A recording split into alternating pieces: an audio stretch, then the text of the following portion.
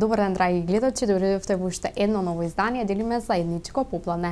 Јас се надам дека сте во добро расположени, дека пред се внимавате на самите себе, на самите себе, бидејќи знаеме дека здравјето е најважно и знаеме дека треба да се водиме според препорачаните мерки за заштита од COVID-19. Знаеме дека ситуацијата е ризична, па затоа ве замолуваме да внимавате на сите оние препорачани мерки. Знаеме, нели, растојание и секако заштитни маски. Еве, како што кажав и во претходната емисија, зборувавме за негативните емоции, дека најдобро би било да се отргнете оние негативни личности кои што ви носат само негативности во вашиот живот и да се концентрирате на позитивните работи. Па така да оваа попладне го започнуваме со вистинска позитивна енергија и се разбира и смеа. Разговарав со еден од нашите познати актери и стендап комичари, станува збор за Ефтим Трајчов Ѓаурски. Тој и готви, но ќе дознаете зашто се работи и кој е тој рецепт кој што можете и вие дома самите да го испробате. Па затоа во наредните неколку минути ајде да уживаме заедно и малку да се насмееме.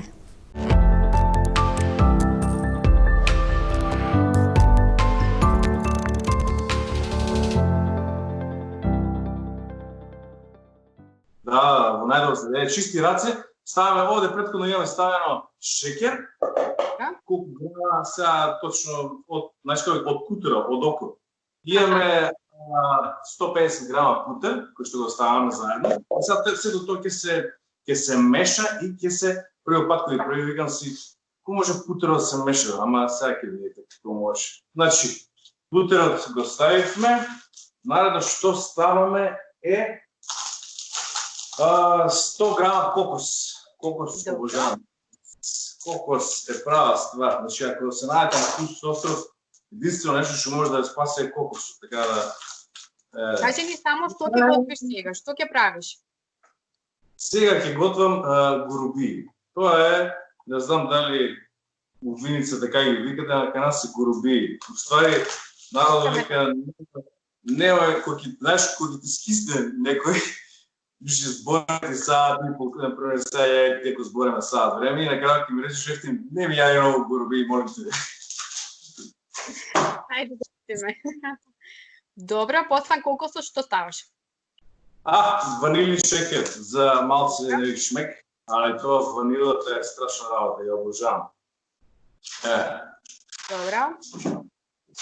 Имаме и малце пецило, пола пецило. Оставаме, ова е старо пецило, ама како јаш, што старо, то боле. Добро. Така ли? И потоа сето тоа се меша, така? Чекај сега, значи ова само да го ставиме пецилото, пецило ставиме, има малце облаци тука. Има. Се надевам дека кујната ќе биде во добро издание. Чекај, ставаме домашни органски јајца, кои што се од село кај баба ми и дедо ми, и малце да ги провераме дали се свежи или не. Нормално ставаме едно, ама ја ќе ставам две, пошто се многу маленки. А овие може да забележите дека се многу јаки, као плави се, малку се као мојата кошула, не толку да, ама плави се. Тоа е твојата кошула, така. Кокошката е иста, ама не се плави јајца, не знам зашто. А исто, ама немаме објаснување тоа. Нема објаснување. Ево го јајцето, цак, и уште едно. Добро. И после добаваме само уште брашно и тоа е тоа. И ќе го месиме, ќе храним, и ќе одговараме. Дали кажи ми дали се додаде се што треба? Да не си заборавил нешто? Не, све што треба, све е додадено и сето тоа ќе го мешаме. Да разбираш? Добро. Од кога се појави таа љубов кон кујната? За така да подготвуваш? Од короната се појави. Од короната? Од короната, од мака. Што да ти кажам, ќе те натера животот на све. Ама па добро, сега ќе се покажеш, ќе видиме колку си добар во сето тоа. Еве човек, јас се изненадив, значи пошто немам многу мерак за готвење и а сега тука си нормално сам си уживаш во самостојноста, секој човек треба да и односно секој маж мора сам да си го направи лебот. Така и јас почнав од таа теорија дека мораш сам да си го направиш тоа. За жал нормално можеме на некои работи да си ги дозволиме, затоа што бевме во карантин. Викам, дај зашто ја да направам. И од прва човече ми испадна сите работи, така да тоа е добро, се изненадите, се шокирате од сам себе си. Не сум очекувал да видам од тие актери кои што прават храна за време на интервју, ама и тоа се дешава. Браво за тебе, стварно. Јас сум навистина изненадена од тебе. Оти?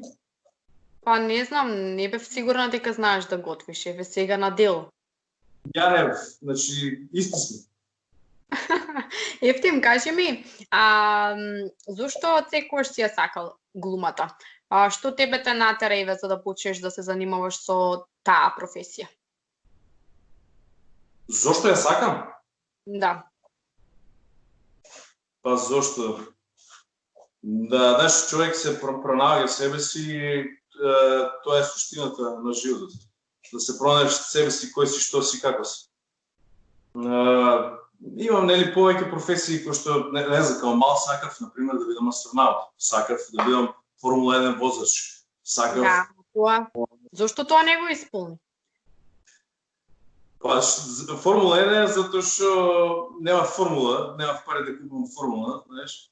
И за астронавт тогаш не беше развиено толку овој Илон Маск и овие новите SpaceX, како се викаше, SpaceX програмите, ама сега веќе објавуваат дека до 2022 или 2024 можеш со прилично ефтин лет да ја обиколиш планетата Земја. Значи ќе има летови кои што ќе кружат околу планетата Земја. Не, ти е касно. Тоа да им кажеш на баба и на дедо, ќе те речат си, не замарај. Ефтим, ти секогаш изјавуваш дека на сцена сум детето во мене и си играме колку сакаме. Можам да го доживеам туѓиот живот и оноа кој што мене не ми е пишано. Дали мислиш дека сето тоа е игра на судбината? Па, тоа е интересно судбината. Значи, лажицата сега раставаме, како што вели Джейн Оливер, први со лажицата за да не ги измрсиме рацете. Лажицата на страна и сега преминува рачно браво дека на сето во. Така. Меѓу време ќе ти зборам за детето у мене. Па, децата, знаеш како е, сите имаме дете у себе и тоа сите деца сакат со раци да патнат. Еве како ти сега, пример ти, да. Така, апсолутно. Што беше прашањето, извини? Секогаш велиш во своите изјави дека на сцена го живееш детето во тебе и дека значи можеш да се сочувствуваш со тук живот кој што тебе не ти е пишан, па дали мислиш дека сето тоа е игра на судбината? Види, тоа со судбината е многу интересно што го поставуваш.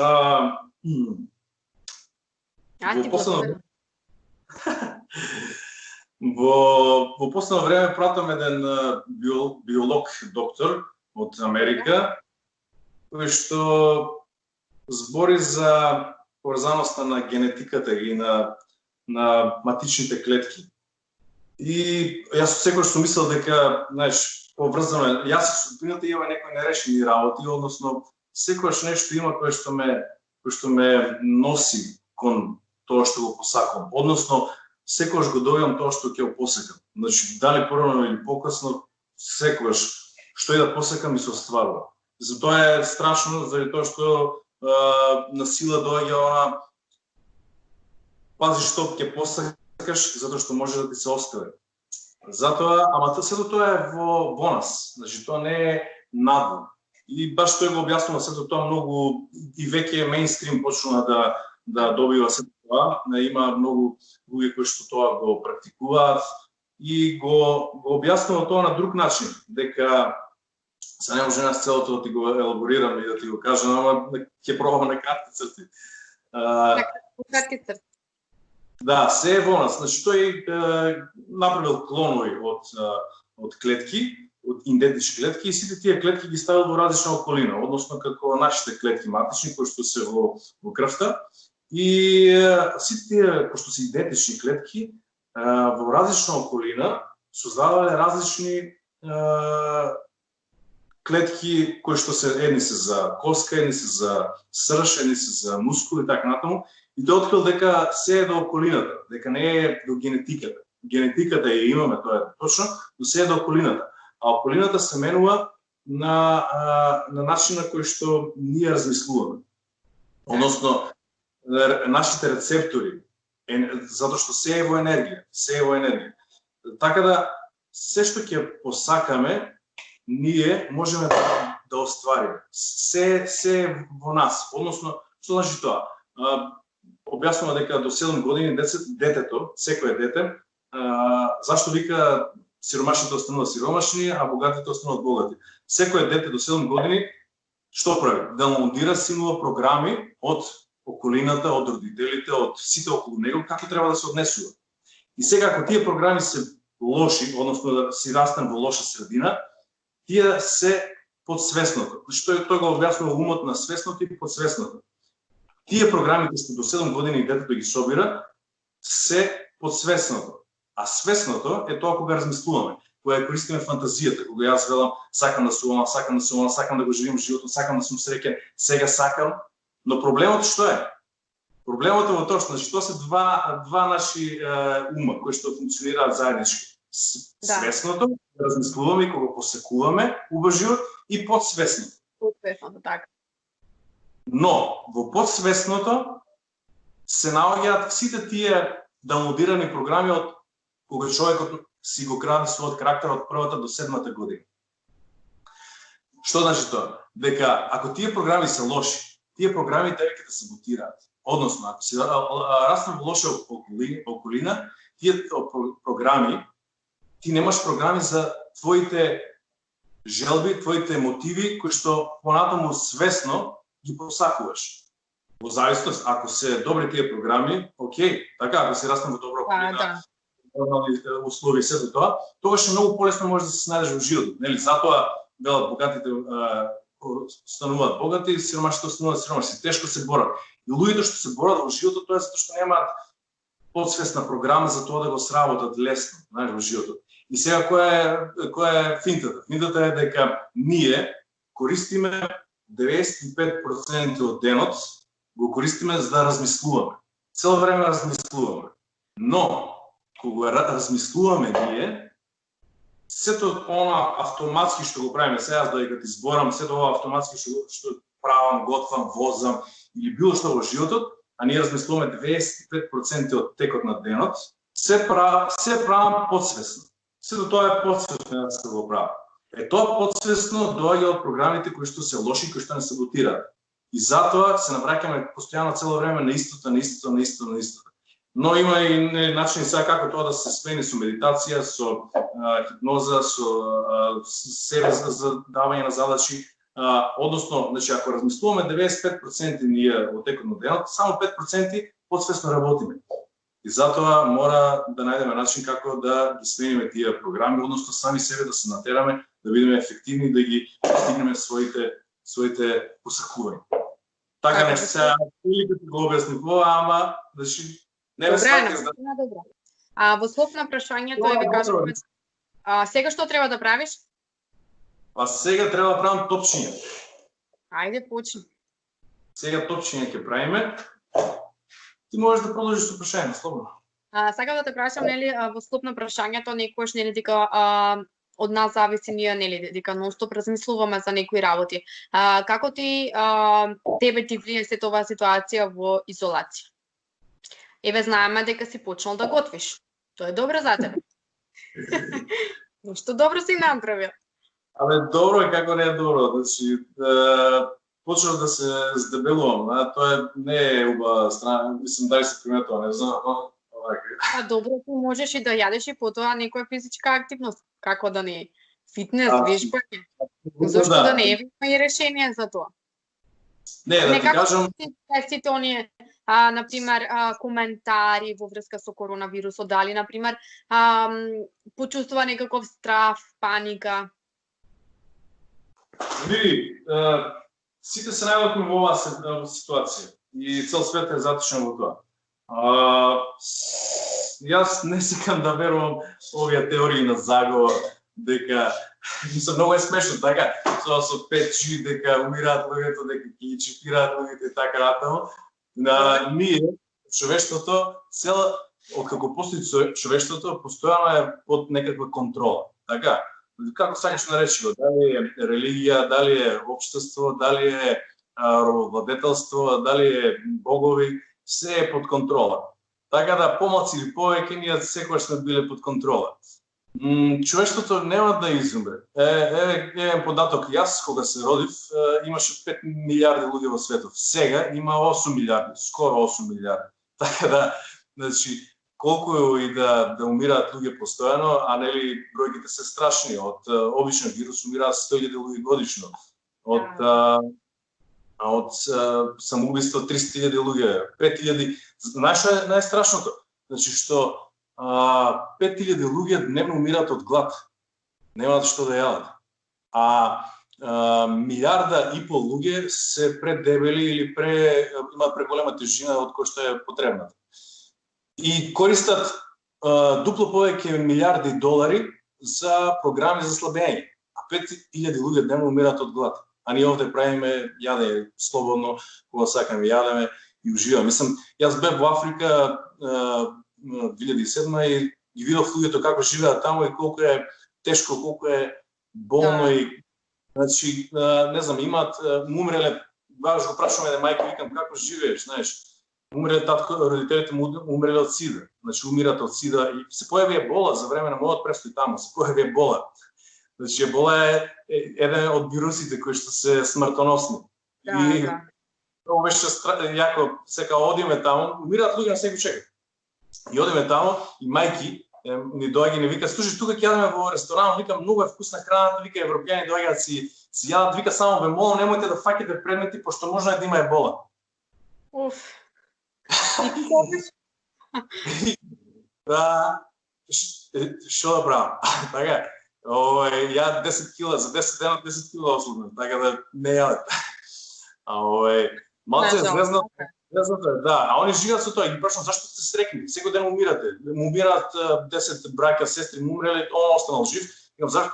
Како вика среќа су затоа што денес го живеат денот. Благодарен сум на тоа. Тоа е тоа. Денес за утре. Они живеат денешнината, сегашноста ја живеат. А не јас сакам која е поентата ако 95% од текот на денот јас фантазирам само како сакам да видам, како сакам да видам, тој живот, а не правам ништо во врска со тоа. Немам никаков план, не действувам никако. Тоа е дека треба да имаме план, но и да го реализираме, да се трудиме. Да, кој ќе ти да донесе среќата? Поштарот? Так, не, сам можеш. Така. Ефтим, кажи ми, која е твојата омилена театарска вештина? Театарска вештина омилена ми е, мислам дека знаеш, тоа е физичкиот театар, како вештина. Нели вештина те подразбирам способност за нешто. Да.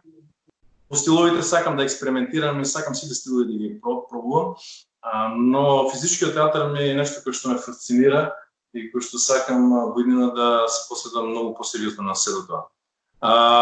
Оваа година ние имаме еден проект кој што е поврзан со тоа. Иско вака да не чуваш вака. Оваа година во Народен театар Штип дојден проект помеѓу трите проекти кои што се заработа, дојден проект кој што е поврзан со тоа. Тоа е проект на режисерката Драгана Милошевска од Скопје. И заедно со коreографот Игор Киров, кој што е исто од Штип, и правиме на тема Едип, цар Едип, односно се вика коментари Едип. Тоа е по мотиви на античка драма нормално и тоа е нешто прекрасно кое што ние очекуваме да го сработиме и да биде гениално. Идејата е одлична, односно самото тоа дека режисерката ја почитуваме сите максимално, Игор Киров сите знаеме колку е врвен кореограф и работи во Европа постојано на ХНК, тоа е во Хрватска е директор на ХНК Сплит и тој е кореографот на представата и тоа ќе биде целата представа ќе биде на движење со коментари, целото ќе биде на еден убав пакет кој што зборувам за овој правец физички театар По нешто Кој што ново и сметам- интересно. Надам дека ќе го понудиме на публиката, но за жал еве тоа се пролонгира и се одолговечува. Нашата професија е највише погодена од тоа ситуација затоа што луѓето се собираат, нели, знаеш, 200-300 луѓе се собираат на едно место и Да, тоа да. не е така да мислам дека нашата професија, јас скистав, ми скисна да ти кажам дома да не работам, просто е единствено нешто од кое што сум зависен е работата.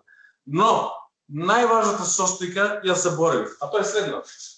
Знаев дека нешто ќе заборавиш. Ама те пут. This is it. Значи, за добар готвач секогаш е потребно една чашка јегер. Така. Тоа е тајната на Тоа е успех. тајната. Добро. Евтим, додека сме не Се напијам јегер во твојата емисија, додека сме кај нели театрите, кажи ми фанови, твој самостан проект кој што за жал нели се одложи на неопределен термин. Кажи ми како настана овој проект кој стои за сето ова.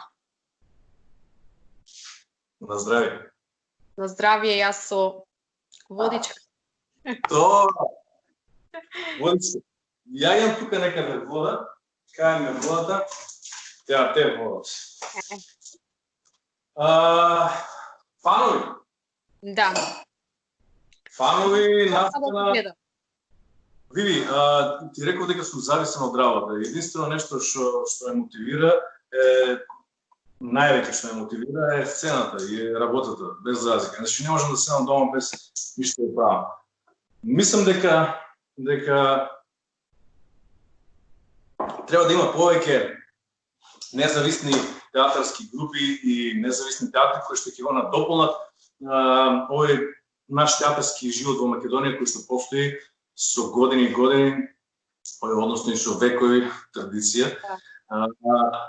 Но затоа сакам постојано да се работи. Значи, постојано ги прашувам младите актери дали сакате да се вработите или да работите. Значи, ако сакате да се вработите, ќе треба да чекате, така, нели, знаеме какви се катастрофални лоши условите во Македонија за вработување, но ако сакате да работите, може да работите. Значи, заедно да работиме, независни проекти во театрите. Значи, не секој театрот може да вработи луѓе, но може да понуди работа. Значи, секој од театрите може да понуди копродукција со други театри, со независни проекти. Значи, кога ќе се најде слободно време во некој од театрите или на некоја друга сала, не мора да е во театар, направете представа, вие заедно соберете се и така настануваат гениални трупи, гениални споеви, така, значи настануваат представи кои што ќе се паметат. Ги паметиме, ги знае представите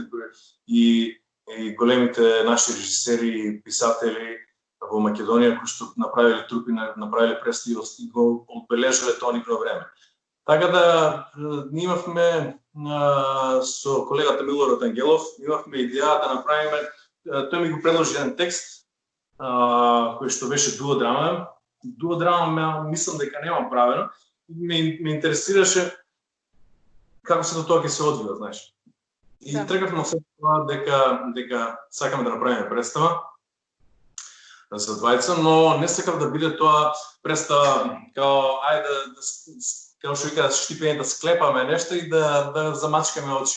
Не, сакав да биде скроз професионално, значи ние тоа е Елин Рахмев, еден бугарски автор кој што има хит представи комедии и направивме ние го преведовме текстот, направивме адаптација од два негови текста.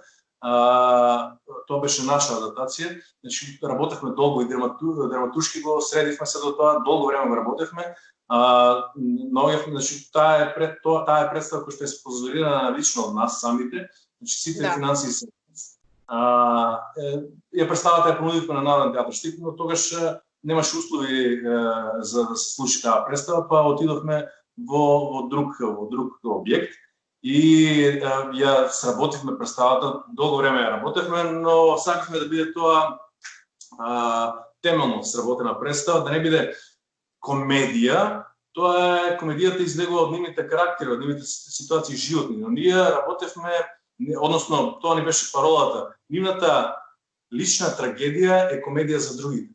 Така да, ние работевме сериозна представа. На крајот сакавме да видиме како ќе излезе, но ја закажавме на 5-13 април, така, април беше, и Да.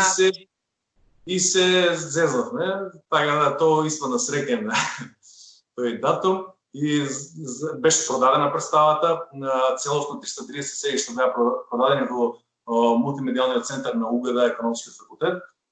Наидовме на голема поддршка од УГД факултетот, Гоце Делчев, и сакавме да биде сето тоа многу на големо ниво, и маркетиншки, и продукцијски.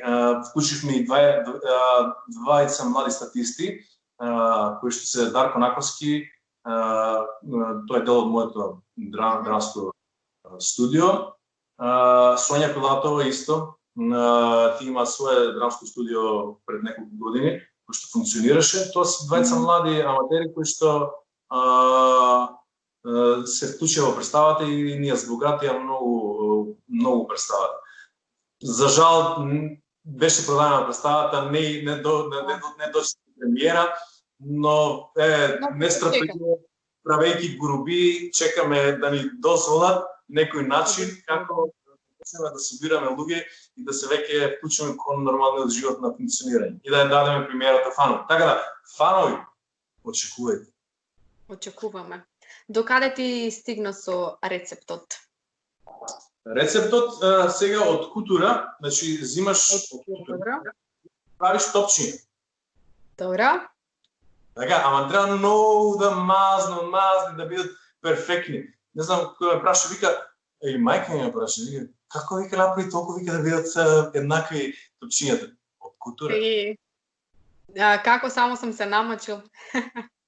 Ефтим, ајде да ја откриеш на нашите гледачи, оние кои што не гледаат, каков е Ефтим во приватниот живот? Да не објаснувам јас, ајде. Абе, не може да ти откријам. Тоа тие што ме знаат природно, само тие може да кажат. Ја за себе не можам збор да речем. Така да... Ајде, малку. Тоа на сцена, само на сцена ќе ми гледат. Позитивен личност. Позитивен оној кој што знае секојаш да те изслуша. Оној кој што на вистина, нели, сака да помогне на оној кој што им треба помош. Потоа, кажи она работи кои што не ги сакаш. Не можам да речам дека ги мразиш оние кои што, например, не ги сакаш работи. Кои се? Фала ти, ме похвали ли се? Те похвали. Чекај, не сум стигнала со негативно коментар. Не сум научена да примам комплименти. Тоа ми е мана, значи не знам да примам комплименти. Малце зезнато е, знаеш, кога некој те фали,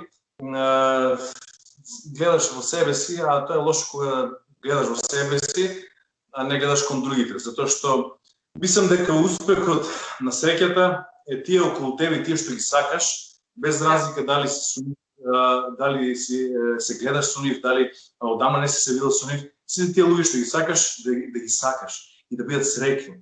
Значи, среќата е тие луѓе околу тебе што ги сакаш да бидат среќни. И тогаш, мислам, јас барем тогаш сум среќен кога тие луѓе се среќни. Само на тој начин.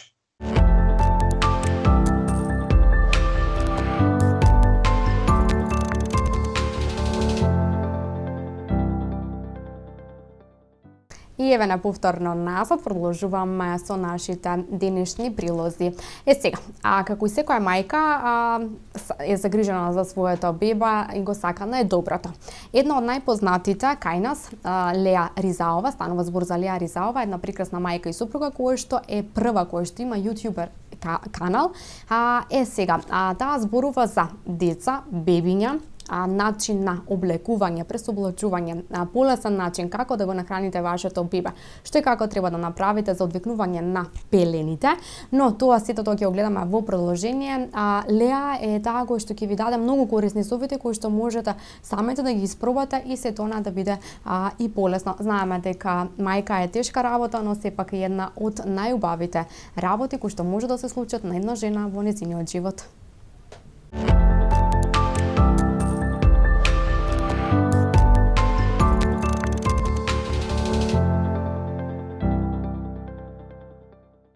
немаш убав совет кој што го даваш во врска со за негата на телото за време нели на бременоста. Знаеме дека телото на нели почнува да се појавуваат и стриите, а некој совет во врска со тоа и малку повеќе. Па, јас бев малку во хипи расположение со првата бременост. Имав 27 години, телото ми издржуваше нели многу повеќе од сега во втората бременост. Едноставно комплетно занемарив некои работи за кои што читав дека многу се препорачуваат, ама едноставно не ми се случува и мислам дека као добро ова е за проблематична кожа или за нешто такво. Тоа не е за мене. Да, сигурно има некој на кој што вие сувате му да работи. Меѓутоа факт е дека телото се амортизира и се троши и една работа што не можеме да ја знаеме пред да станеме родители е колку ќе ни се акумулира заморот и колку е напорно човек да е долгорочно ненаспан и да мора со турбот да живее секој ден. И така што мислам дека тоа игра голема улога. Сега посебно внимание обрнувам на нега на лице, тело, на општото физичко здравје и храната, затоа што тоа е единствен начин покрај делот што не можеме да го контролираме многу, нели, заморот и се појави, барем да имаме некаква контрола врз тоа како изгледаме, како се чувствуваме во контекст на здравје пред се, пошто нели здравјето е, како да кажам, критично ако не се чува, а убавината некако делумно и сама доаѓа од самото здравје и добро расположение. Така. Кога станува збор за исхраната во текот на бременоста, кажи ми на што повеќе внимаваш и на што треба да внимаваат еве идните мајки? Па, да ви кажам, сега скоро, мислам пред овој разговор, го спремав видеото за третиот триместар од бременоста. Сега веќе кога е мојата втора бременост и имам нели претходно искуство да споредувам, снимив вакви видеа и за првиот и за вториот триместар, кои што воглавно ми беа слични, значи имав доста лесна бременост без мачење, без можам да кажам и без симптоми, затоа што и првиот пат до вториот месец на бременоста воопшто не забележам бремена. Значи после последниве нели 2-3 месеци ева практично доста промени се случија. Меѓутоа во првата бременост воглавно тежината ја држав во границите на нормалата и покрај тоа што воопшто не внимавав на исхрана во смисла на количина, нормално во смисла на намирници, тоа делумно и телото само си го прави, нели си бара одредени намирници, така имаме труднички побарувања. Не можеме да одолееме тоа. Да, многу е важно сега ова како што го кажуваат нели доктори, многу е важно да се внимава на тежината не по цена на изгладнување, меѓутоа по цена на изгладнување на нели не е здраво да се надмине одредена количина на килограми. Нормално детето се расте, се тежи плодовата вода, нормално е да качиме неколку кила плюс, не мора со тоа да се замараме нели во почеток и ќе имаме доволно време после тоа кога се роди бебето да се занимаваме со ослабења, кои табашни од ослабење, нели, или едноставно природно ќе се регулира нашиот изглед и здравје подоцна. Во секој случај, значи многу е важно намирниците да се во совет со нашите матични гинеколози, доколку имаме некои други проблеми, нели, со ендокринолози, интернисти, стручни лица, нутриционисти, значи било кој што може да ни даде валиден совет на кој што може да се потпреме и тоа по можност да ни ги објасни работите, нели, не само да ни препише лекарства, суплементи или да ни рече не јади, туку да најдеме личност која што нема да имаме проблем да ја прашаме за конкретни работи зошто се така како што се, бидејќи нели секој од нас е професионалец во областа која што ја работи, никој не е должен да студира нови области само затоа што има нови случања во својот живот како што е нели бременост или мајчинството. Меѓутоа, убаво е кога на овие работи ќе им пристапиме со малку подлабоко разбирање, затоа што тогаш имаме повеќе контрола и повеќе полесно можеме да сносиме одговорноста за тоа што и како внесува. Во оваа бременост, значи сега во оваа фаза кон 9 месец како се близам, значи добив резултати со напукачен шеќер во крвта, односно така наречениот гестацијски дијабетес. Тоа многу ме изненади искрено, затоа што технички не спаѓам во ниједна категорија со предиспозиции за гестацијски дијабетес, ама еве го имам. И така, сега посебно во последниот месец посебно внимание обрнувам на исхраната. И морам да кажам дека некои други симптоми што ги имав изразито во првата бременост и претходно во оваа, сега заради внимавањето на во исхраната едноставно се решија сами од себе. Зборувам за утоци, зборувам за киселини, за болка во зглобови, за некои пропратни симптоми кои што едноставно мисля дека многу ќе страдам од нив сега во последните месеци, но еве едноставно со добра исхрана можела да се решат и тези кој би рекол. Да. Леа, ние сме мајки на две прекрасни дечиња, врсници, и тоа многу ме радува. Еве јас во текот на бременоста навистина многу внимавав на исхраната, повеќе овоше зеленчук и пред спиење пиев чаша млеко. Кажи ми, например, дали може да се има така некоја навика пред спиење да треба нешто да се консумира, бидејќи навистина тоа многу помагаше, еден совет до сите оние кои што навистина може да пробат, навистина некако многу добро се чувствував и точно е тоа дека треба да бараме помош од оние стручни лица, бидејќи навистина може да ни помогнат и некако да ни дадат совети за тоа што нас не очекува, нели, во тој период. Да, многу е важно да се земе предвид дека секој организам е различен и различно реагира како на различни практики, така и на различни намирници. Значи тоа што е добро за тебе, може нема да биде добро за мене ако го применувам, што не значи дека не треба да се испроба. Некои продукти, ако се внесуваат непосредно пред спиење, можат да помогнат или да одмогнат до спиењето. За мене таков производ беше авокадото. Значи, ако изадам пола авокадо пред спиење, нема да се разбудам да се бајле. А тоа навистина беше голем проблем. Значи, се будаш во 2, во 3, онака, после 3-4 сати спиење и бев 3-4 сати будна, шо и да правам, не можев да заспиам и после само си продолжував се бајлето. И кога го открив ова, почнав почесто да ги конзумирам. За некои луѓе сум слушнала дека варени јајца го имаат истиот ефект, млечни производи, можеби чаша млеко, не сум пробала навечер.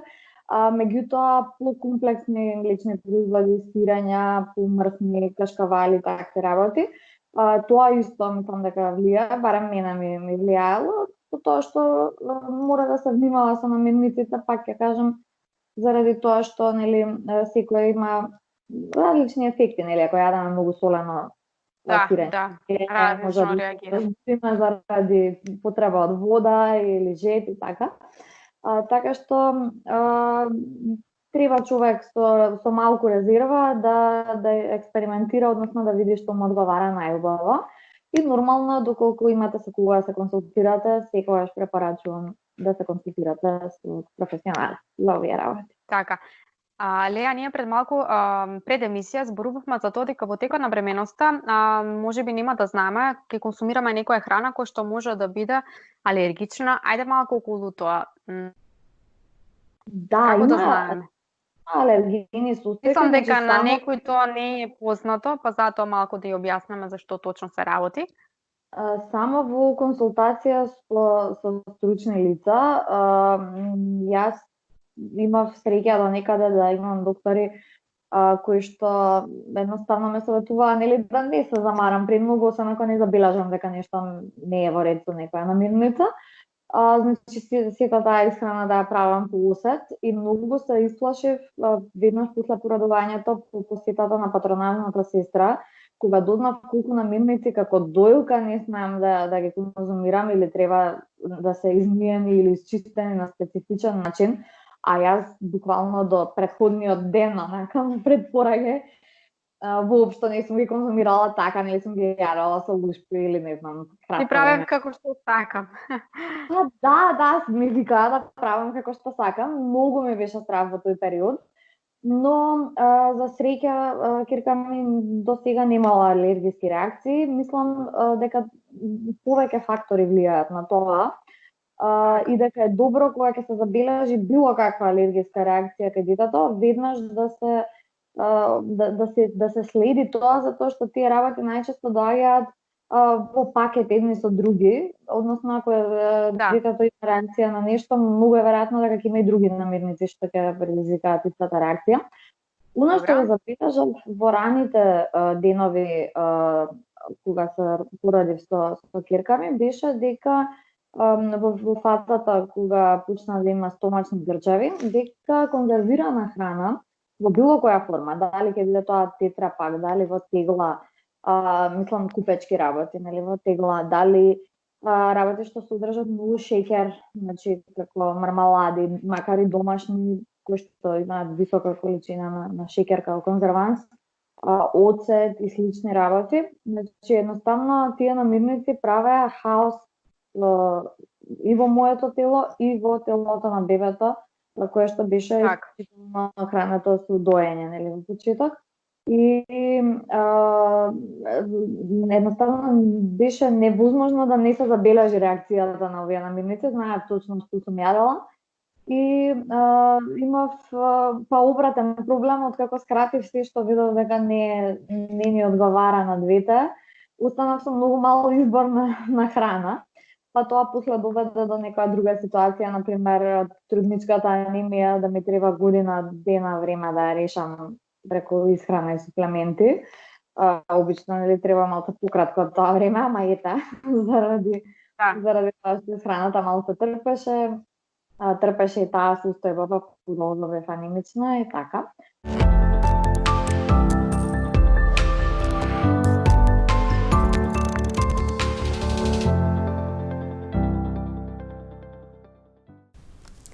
И во последниот прилог, односно последната наша тема, станува збор за анксиозноста.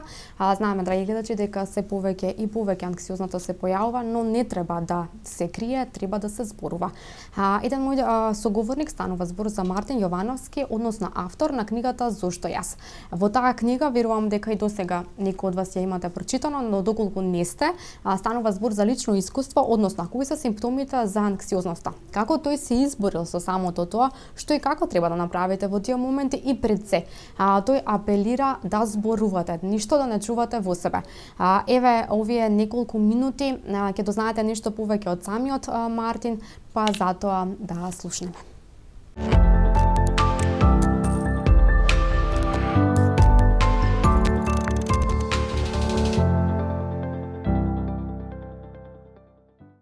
Така. Мартин, кога дозна дека станува збор за анксиозноста, како ти се чувствуваше тогаш во тој момент? Па, тој збор анксиозност прв пат го употребив мојот психијатар. Јас не многу знаев, иако истражував, меѓутоа на друго место ми беа насочени, на друго место ги барав одговорите. Прв пат добив таква дијагноза пред некаде 10 години, нели, на класична анксиозност, која што беше засилена со тие сите можни симптоми што се препишуваа на неа во тој момент. Ме збуни тоа што освен нели оние физичките симптоми имаше многу еден друг силен дел, особено изразен преку силни нерационални стравови мисли кои што искрено ме збунуваа, ме плаше и ме збунуваа, кои што стануваа се појаки. Едноставно немаше тенденција на намалување, затоа и се обратив едва и се натерав да се обратам. И тогаш прв пат добив дијагноза на анксиозност и од тој момент натаму беше истражување и начини како истата да се сопре, да не се дозволува понатамошна радикализација и јачини. Како се тоа влијаеше врз тебе? Како? Ако речам дека нели да продолжиш да се избориш со сето тоа, веќе знаеш дека збор. Да, фази се, знаете, процес е, тоа е еден цел процес, преку кој што и се созрева и се расте. бев многу збунет, бев лут искрено на почетокот, ме мачеше, нели, тоа зошто јас. Многу велев подобро да имам некоја физичка изразена болест со која што ќе знам со што едноставно се справувам, меѓутоа ова беше навистина тешко како да се поставиш. Најтешки ми паѓа оние мисли исполнети со стравови, кои што се повеќе бара од мене да се затворам дома, да се изолирам и да немам контакт со она што надвор се доживува како нормално. Така, влијаеше на социјалниот живот, влијаеше на цел тој мој раст во тој период.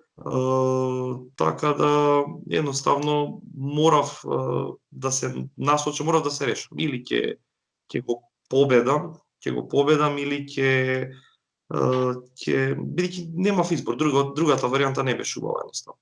Така. Дали се до тоа влијаше на некои твои работи, например како учењето, работата? Како тогаш ти тоа го надминуваш? Па да, баш тој период се погоди кога јас го довршував своето образование, тогаш ги поминував до дипломските и после тој постдипломските студии. Не беше лесно бидејќи нели факултетот сам по себе си бара активност, си бара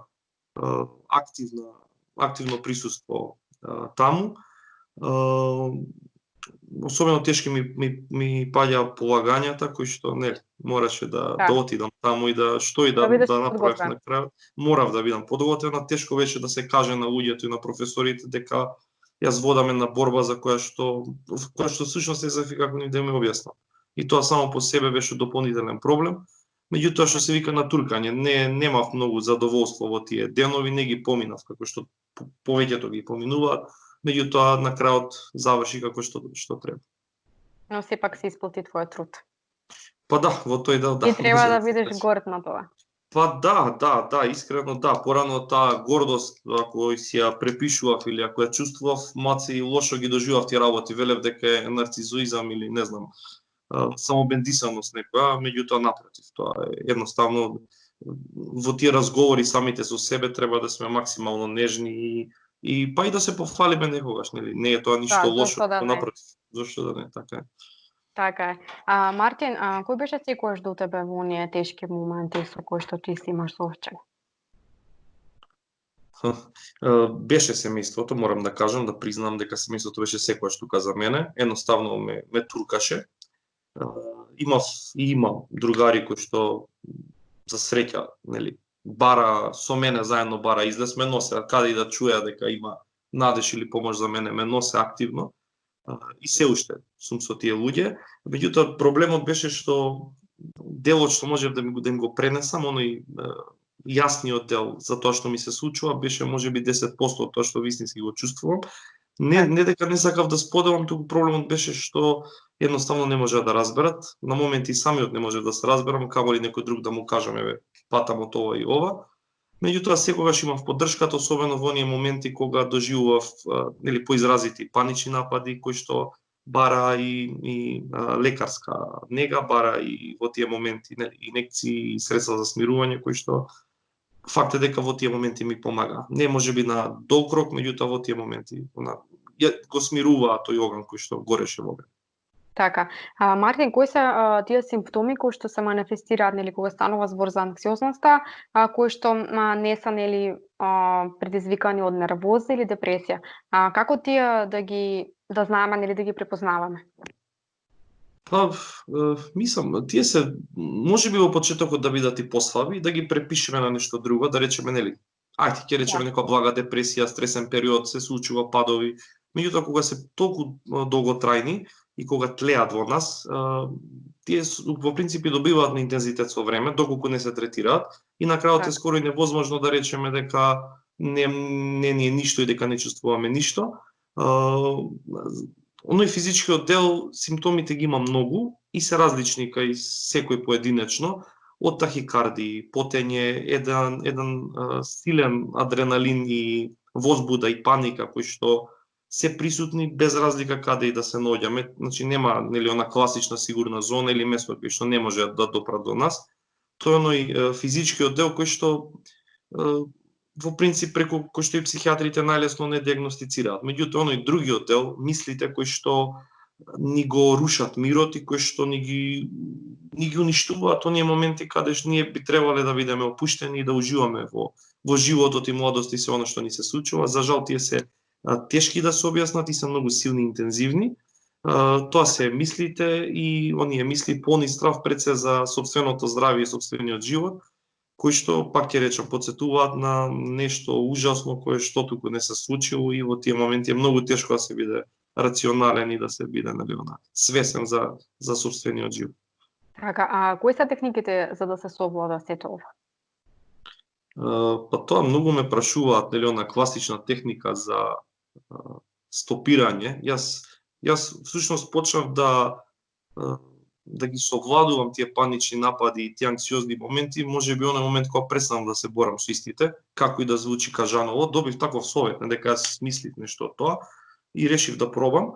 Во тие моменти на интензивни паники, стравови, анксиозни моменти, во принцип, колку и да се борите против тие, да пробате ги сопрете, тешко е да успеете, бидејќи така уште повеќе се расилуваат. Всушност се борите со самите себе и со тоа што вашето тело го кажува. Меѓутоа, доколку само дозволите да помине, резултатот на крај е многу подобар и во принцип многу полесно се справувате со истото, нели, нормално. Правилното дишење во тие моменти, одењето на некое по-сигурно, поудобно место за нас лично, па и некоја изолираност од останатите помага, меѓутоа, доколку можете да се поставите во она ситуација да се наблюдувате себе си од некое друго место, како трето лице, да не додавате масло на оганот, едноставно да оставите да помине. Мене тоа лично ми помогна, тешко е, не е лесно да се изведе, бидејќи треба да дозволите друг да има контролата врз вас, меѓутоа на крајот, верувате, паничниот напад, тие десетина силни минути кои што се најтешки за понесување и тешко и ретко достигнуваат до таа 10 минута, туку многу побрзо самите по себе спаснуваат и нормално тоа влечете лекции за понатаму и за некои нови. Така е, да.